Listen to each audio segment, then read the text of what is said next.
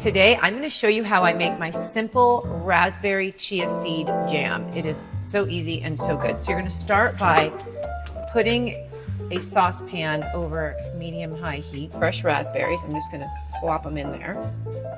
Then I'm doing half a cup of organic sugar. Keep an eye on it. My stove is super hot, so I'm going to reduce it. Then what you want to do is you want to take 2 teaspoons of lemon juice, a teaspoon of cornstarch. I'm just going to get it in there. I'm going to mix it. It's just like making jam, almost. We're not using pectin and we're not going to can today because we are going to use this over my vegan cheesecake.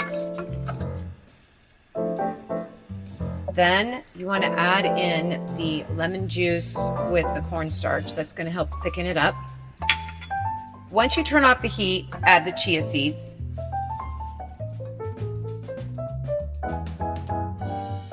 Three minutes later, I've got raspberry chia seed jam. It's looking really good. I'm just going to transfer it to a heat-proof bowl. And then put it in your refrigerator for a couple of hours and it will be good to go. Chilled it for a while, put it in the fridge, and now I'm going to spread this all over the cheesecake.